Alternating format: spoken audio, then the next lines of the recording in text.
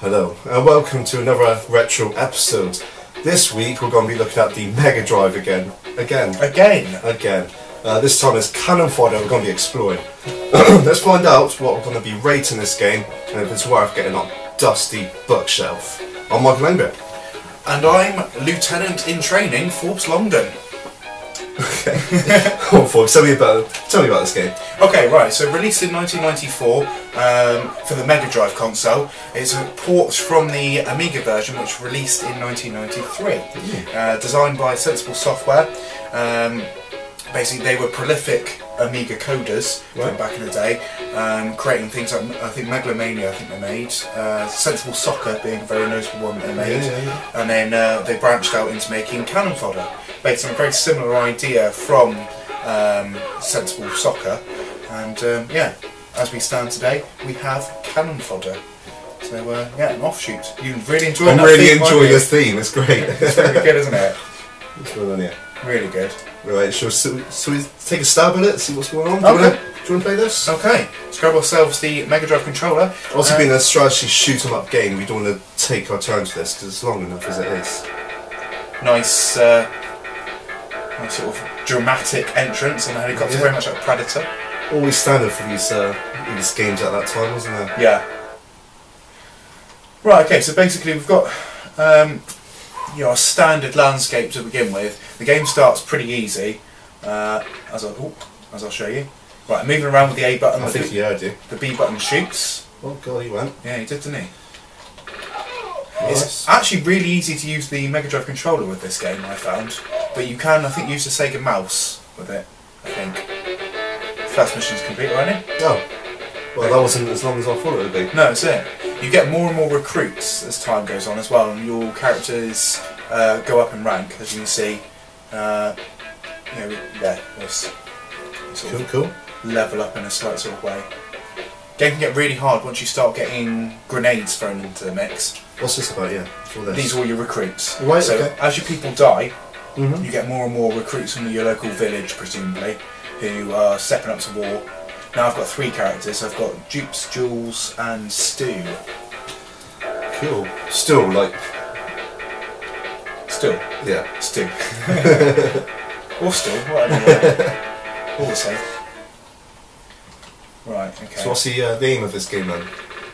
Well, it's a comical war-based shooter, is what it is. Comical? Yeah. Yeah, I mean, it doesn't take itself too seriously, does it?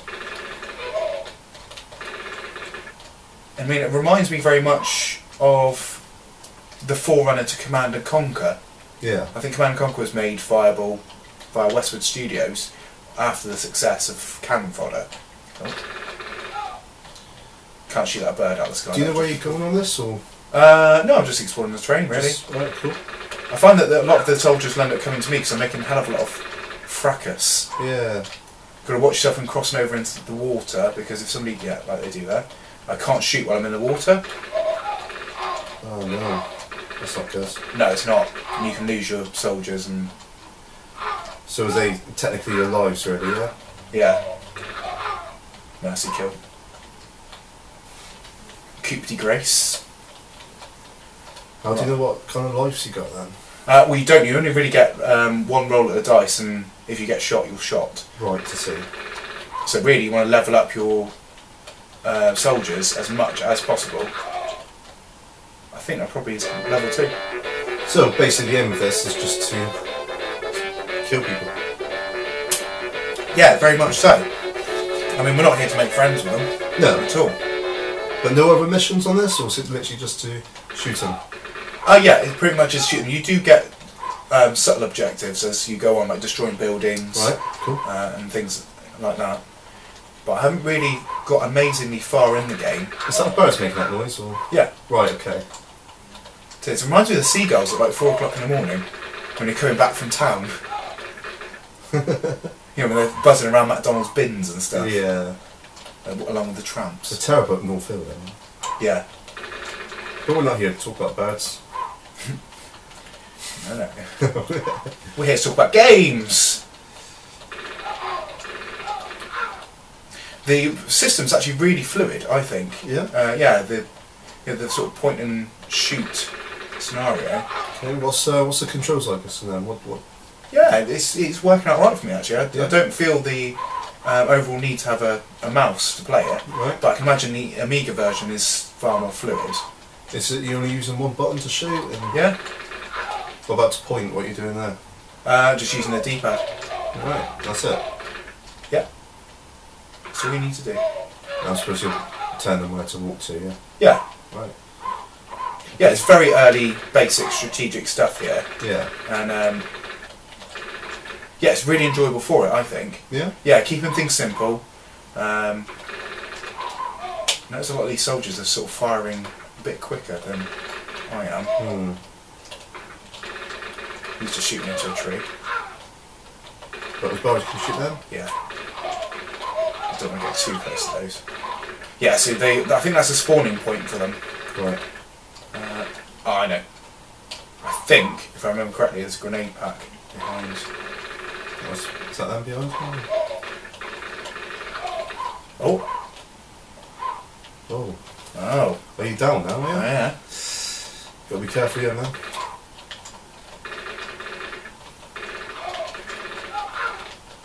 I can't remember what the button is to throw grenades, actually.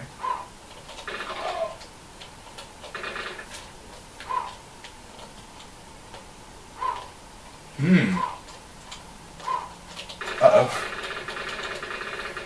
I thought it was A and C to do it, but it doesn't appear that is the way.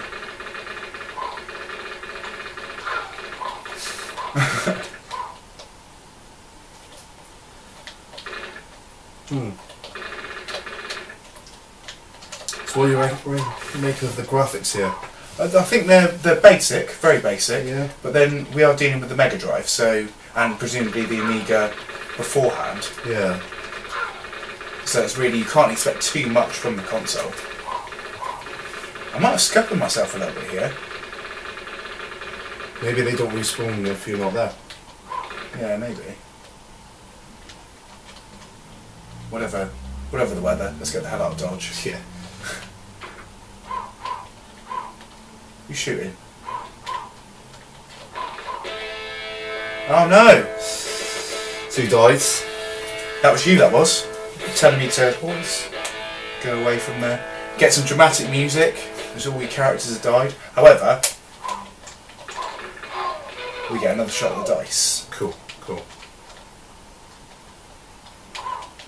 Of course, it would be good to know how to throw grenades at this point, unless I just have to blow up that box that was behind the barrels. As you can see, the missions soon get less straightforward. So without reading the instruction booklet, you might be left out to dry, which is not where you want to be. No. There are a lot of birds around, aren't there? There is, yeah. So-called sky It's rats. just floating in there. I think that's an octopus. Right. Of course, in the lake. Yeah. Might be a crocodile. Should be, yeah. See where you get those two mixed up. I don't know Steve Irwin, am I? No, you're not. Stingray.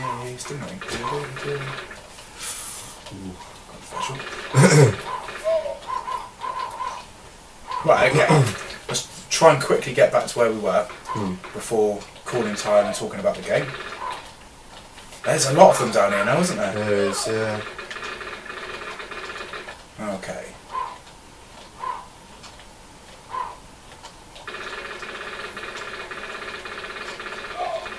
Gotta make sure you don't kill your man again. Well, you just picked that up. I know. Not sure that's the right thing to do. Yeah.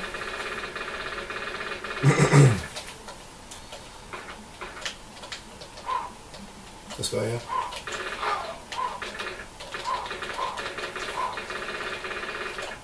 Okay. Right, so we're posed with problems here because don't really know how to throw a grenade. However, some self-discovery might help us here.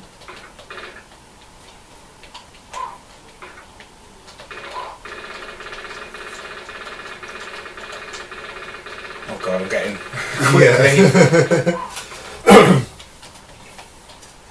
Well, it seems like Forbes are already struggling with this. This is where we have a problem with using the controller method. On the Amiga, I should imagine using the mouse would be a lot easier and simpler. And actually go into the grenade. No, it's done something.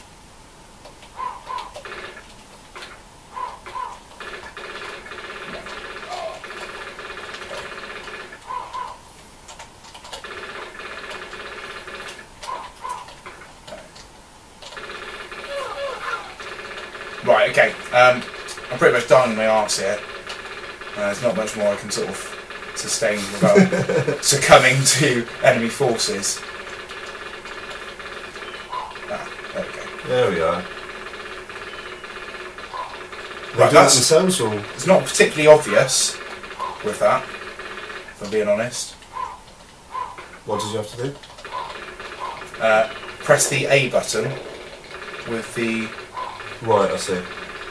rat grenades. Hopefully that's complete the mission. One would hope. Well, I'm out of grenades. It's not as if Nobody's coming out. There's a geezer down here, isn't there? He's just standing there. Yeah, good. Mission complete, finally. Well, Right. thanks for that, mate. That was a great game. A bit hairy there, wasn't it? For a minute? Yeah. So, you enjoyed that? Yeah. I found that this game would have benefited from having the 6-button controller method to work it. I was trying to press these buttons and thinking, well, why on earth are they not doing anything? Yeah. And if you could have mapped the grenades to the top buttons, I think that would make the game infinitely easier. That being said, if it was developed, in 1993, I'm not sure that the 6-button controller was even out then. I think it was 94. Yeah. So there you go, you have a couple of levels played through of the game itself. And it gets harder and harder and harder as you're going on to the point where it gets ridiculously hard. But I'm not going to subject myself to that and embarrass myself by doing soz. Right, okay, so as we said, it was an early strategy game on console and a computer that was the forerunner to things like Command and Conquer. I think you had Dune, which came out probably 1993. So I think Cannon Fodder just beat it to market as sort of a strategic wartime RTS. Tell me, can you remember what systems this came out for? Obviously you said Amiga. Yeah. Megadrive. I want to say something newer, like the Cube or something. GameCube. No. No? No. Jaguar? Yeah. Came out on Atari Jaguar. There you go. Also, bookending that, came out on the Panasonic 3DO, came on the Super Nintendo, I think it came out on the Atari ST, and the Acorn Archimedes, MS-DOS, naturally, and there was a Game Boy Color port as well. Was there? Yeah, Wow. which must have been a lot later. Yeah, I can see it on something like a Game Boy Color actually, yeah. Yeah, but not my sort of game for the Mega Drive though. No? You know me, I don't like the small characters and all that. You don't, no, you like sort of bigger sprites and things like that, yeah. So it didn't really do it for me, this game, I must admit. No. Back then though, I probably would have really enjoyed that, Yeah, well I mean the reason why it doesn't look that impressive is because production of it began in 1991. Yeah. So it was actually 3 years before the actual final product made it to market. So naturally graphics had moved on somewhat, but then Sensible Soccer wasn't exactly a good looking game. It was how addictive the qualities of the gameplay were. Yeah. So it's still quite a tight game, I think. But would you find that's quite addictive? yeah. Yeah? Yeah, once you get used to those controls, it was ridiculously hard to throw a grenade there because I had to carry on shooting and press the A button. But naturally, if I needed to manoeuvre away because an enemy was coming towards me, I would have been in the line of fire and my guys would have been shot and killed. Well, I might have a go at it. Yeah. Yeah, I mean, I can never badmouth the Mega Drive though. You do like the Mega Drive? I do, and the reason why I love it so much, I mean, it wasn't really for the graphics, as you can tell. It's mainly for the gameplay. just how much you enjoy playing those games, you know? Yeah. For somebody that's quite religious on completing games, say if you started it but it's getting quite late, you haven't completed it yet, do what we did as kids, where you just pause it, turn off that TV, and you come back to it next day. Yeah, sure, absolutely. it eats electric, but your parents never do, so it's all good. It That's doesn't- hence the TV off, sort of thing, you know? So, well, at least he was conserving electricity by turning the CRT television off. Remember the electric went once when I came back from school, and I was Did like, no, I think it was Robocop vs Terminator. Oh, no. Got so far into it, no cheats, and yeah, it was off. I was like, no. No, that's no good. No good at all. Right, you couldn't save it, that's all. So moving back to Cannon Fodder, the game was published by Virgin. They originally had another publisher for the game, but I believe that it was a 5-game deal where the original founder of the company had died, and that left Sensible Soccer looking for another publisher, and thus Virgin stepped in because they had the same sort of ethos about the games. And Virgin were a massive publisher back in the 90s. They were. And Robocop vs Terminator. Exactly, yeah. Yeah. It spawned 2 sequels. Don't think either of those 2 were on the console. Okay. I think they were either Amiga or PC at the Probably time. PC. Yeah, I think by that point. Yeah, because the Amiga was winding down, and once Commodore Amiga went bankrupt. Yeah. But the funny thing about this game, I'll give you a odd little piece of trivia. The rural settings in this game were inspired by Emmerdale Farm. What, the landscape? Or the fact that they're shooting people? You can't even make it up, can you? You cannot even make it up. I mean, I don't think a lot of shooting happens in Emmerdale, but you know, I haven't watched it in years, so maybe it's got that way. But yeah, the rural setting, greenery and stuff like that, presumably was based around Emmerdale Farm. Because of a place in Yorkshire. Yeah, Nice. lot of war in Yorkshire, isn't Yeah, there? of course a there lot is, of it. So basically, you had a crossover in the technology which was used in Cannon Fodder with Sensible Soccer, which was Sensible Soccer meets Blighty Bulldog or something like that. Bulldog Blighty maybe, where you have the Sensible Soccer characters kicking around a timed grenade. Yeah. Right. So they were using the concept for Cannon Fodder in sort of almost a promotional demo style for Sensible Soccer. I see. And it was sort of described as, you know, that infamous 1914 Christmas Day football match between, you know, the opposing sides. I think it was also described as, you know, 1944 soccer. Right. So, yeah, it's interesting that they would take that sort of time to create something that was a crossover. It's quite clever, actually. Yeah, I think. I Yeah, suppose it is, yeah, very much so. Can you tell me when this game was released on the Megadrive? That was 1994, wasn't it? 1994, right. Yeah. It's quite odd, isn't it? The time gap between it coming out a year before on the Amiga and then a year later on the Mega Drive, and I should imagine the Super Nintendo version was 94 as well. But I think the Jaguar and 3DO versions were probably 94 as well, maybe later, even later in the year. So yeah, it's quite a period in time where the games were released across the formats. Do you reckon it was just maybe struggling to get rights put on the console or like that? Yeah, it could very well be. You know, I suppose it wasn't easy to port games across the systems back then anyway, not like it is today with various Unity engines and stuff. You'd have to recode it again, and the Mega Drive was notoriously hard to code for back then. Yeah, very hard to code for. But yeah, I mean, this theme that's playing here... Yeah, they're quite fancy. Yeah, this was actually created by one of the staff at Sensible Software, John Hare, who worked on this game, and he actually made this track in 1984, which is Narcissus, I think it's called. Right. Yeah, it was created as a love song, and it wasn't until 1992 that they actually used it and utilised it for Cannon Fodder. Yeah, so there is a Love song. Cannon Fodder. Love can be war at the best of times. But yeah, so not until 1992 that it was used and it's repurposed for Cannon Fodder. So I think it really works well. I really, it sets the mood really nicely. I quite like the tune. Yeah, I do, yeah. I could happily walk with my MP3 player, listen to this, walking into town, as I grab a shooter. Yeah, so rated quite highly as well. Got 95% with Amiga Power and Player back in the day. Right. I think also you had Next Gen magazine, if you remember them, who awarded it 4 out of 5 for the Jaguar and 3DO versions back in the day, which is quite odd because the the 3DO was 32-bit, the Jaguar was 64-bit. You wouldn't expect a game like this to score so highly in those systems. Certainly, because they're not utilising the machine. Hell, not even really utilising the Megadrive. So that's quite a feat, really. Yeah. Do you have anything on value for the game? Well, value is that's one thing I did search for. For a box copy, you're looking at about £20, as your cheapest anyway. And on the box, tenner probably, I'd say. Yeah. £10–12. So half the price. So it's good to get a copy that has, as we experienced there, one that has the booklet in it. Yeah.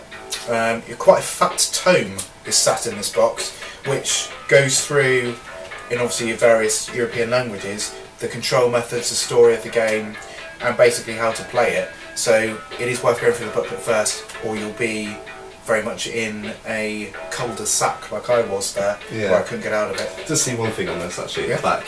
Obviously it gives a little description of what it is, blah blah blah. And then Cannon Fodder. War has never been so much fun. I don't really thought it was that much fun being at war, but It is on the 16-bit Megadrive. each to their own, really. I think one thing that is worth mentioning with Sensible Software is the fact that where they're a UK-based team, I don't think Cannon Fodder was actually localised for North America. Oh right. I think it was just a PAL region game, because looking on eBay I couldn't actually find a Genesis copy of the game. I did find one which I thought was actually a reproduction cart, and I'm pretty sure it's the same with the Super Nintendo. I don't think I found it. I've never actually seen a Genesis version. No, nor have I, ever. The Jaguar version is inherently American, because all, or pretty much most of the Jaguar games that released were distributed in North America first, before being made for PAL regions, because the console's region free anyway. They could just ship over the USA copies, and you wouldn't know any difference apart from the Kids adult logo on the front of the box, or whatever. That's right. A noticeable thing about this is it was released for the Amiga and the CD32 Amiga, which the CD32 Amiga has a really good video intro to it. Oh really? It has the team dressed up in sort of army gear and sort of messing around, and it's got the main Cannon Fodder tune playing over top of it. So that sets like a silliness to it. Well, I've never actually seen that, so I might have a glance on that soon. Yeah, definitely. I'd recommend it. Right, let's just go to our ratings for this then. Okay. I'll let you go first, as you played it. Okay. What, we're going graphics first? Let's go graphics first, yeah. Right, graphics going to get 6 out of 10 for me. You're going to hate me. What are you going to go with? I'm going to go 4. 6 from me. 4 from me. You know how I feel about these little characters. Yeah, I don't even know what they are. You're not dead keen on that sort of style. I'm really not. Gameplay wise, I'm going to score this a 7. Can we give it a 7? I'll go for 7 because I didn't play it. Okay. Sound, definitely an 8. Definitely an 8. Yeah, let's go for some. Music's brilliant, so yeah. Gonna go with an 8? Yeah, I mean everything else, explosion shooting, is your basic Megadrive game quality anyway, so yeah, let's go for 7. Absolutely. So, with that being said, and our cards both on the table, my overall rating is a 7. And you've gone with a 4, a 7 and an 8. 4, 7 and 8, 4, 7 and 8, 6. That leaves you with a 6, definitely. So, 6 out of 10 and a 7 out of 10. It's quite disappointing really for Cannon Fodder. Basically puts it in the realms of being an above average title. Which, there's so much space, they could have even made it bigger. True. But I think a lot of it isn't about the visuals. Oh right, the visuals of the game. I think it comes down to how it plays and how smooth it is on the machine. It would have scored better gameplay wise for me had I been able to chuck a grenade quite easily, but that would really let me down sort of tactically on the game if I just spent more time with it. Unlike things like Command and Conquer, particularly if you play the PS1 and Saturn versions, which obviously came out later, their control method is mapped a lot better. Right. And there's no real excuse not to utilise stick control. Maybe the SNES version plays a little bit better on control. Anything else you want to? I haven't particularly got any more information for you about the game. What I can say is that I do know the development of the game was stifled back in 1991, as I covered there, because the programmer Jules Jameson was working on other Mega Drive ports at the time, not necessarily sensible software ones, but was porting games to the Mega Drive. So that halted the production for Cannon Fodder for that time, which ironically made its way onto Mega Drive anyway. So fantastic. yeah, there you go. So, is it worth getting off that dusty shelf, or is it best keeping it up there? I would say if you've got yourself a rainy Sunday and you're watching the news, politics, war dragging you down, get yourself a Cannon Fodder. Alright? Gives you a good insight into mid-90s war. I would recommend the Mega Drive version. Yeah. But not over perhaps the Amiga version. Right. The Amiga version is always going to take precedence over the console versions because it is tailor-made for the Amiga to begin with. Right. So seek yourself out maybe a CD32 version if you're lucky enough to own one, or perhaps maybe the 3DO or Jaguar versions are good. One thing worth noting about the Jaguar version is the sound is ridiculously quiet, so you have to ramp up your TV to hear what's going on, whereas the Mega Drive version, SNES version, etc., have very good sound quality. Right, cool. Straight from the get-go. Well, yeah. Cool. Okay, so that pretty much brings us to the bookend of this particular episode, which is episode 11. Wow, 11 episodes already. It's crazy, isn't it? Absolutely great. Well, it's not. We're having a good time. Yeah. Time's flowing. It's going past quickly. What can you say? So, you can see we've come to the close-up, which means only one thing. It's time for our shout-out and massaging some egos here and there and local business. So, Some guy said egos. do you want to start? Where should we start? Well, we should do a special thanks out to everybody, can't we? Okay, yeah. Yeah. Yeah, that's fine. Right, okay. So basically, we just want to thank a few of our viewers that have stayed with us, stayed loyal, true, watching us throughout our episodes, good and bad. Yeah. Good, not bad. So first of all, I'd like to say thank you to Christian Pease. James Chalmers. Absolutely. Mikey Hay, as usual, which you can catch him on his YouTube channel. Mikey's Vlog, catch it. Friends from work. Just put them all in. Just one bundle. Also John Robson, who catches our episodes. Really appreciate the views.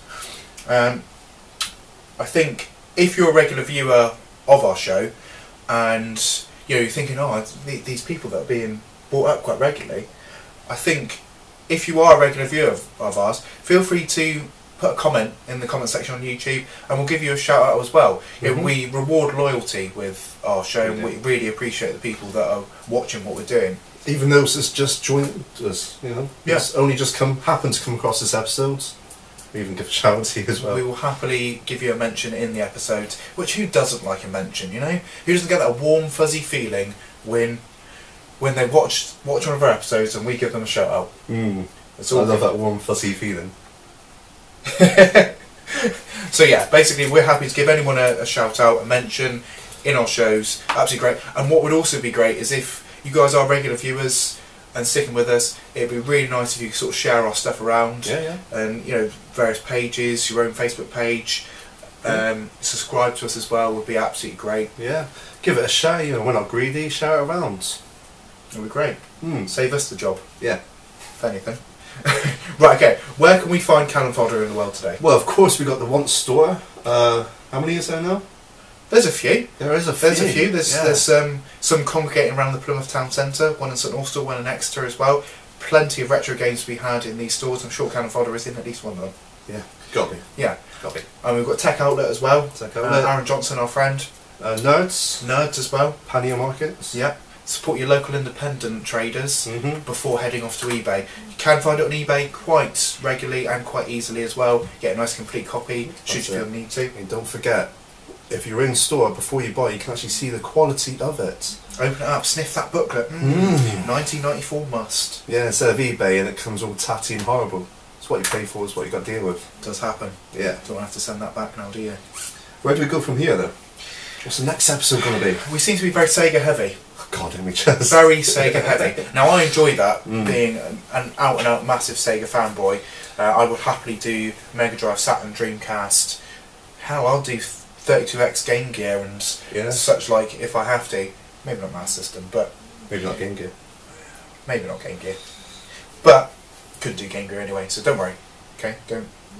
It's not worth it. You don't miss so much. Yeah, don't worry your socks about it.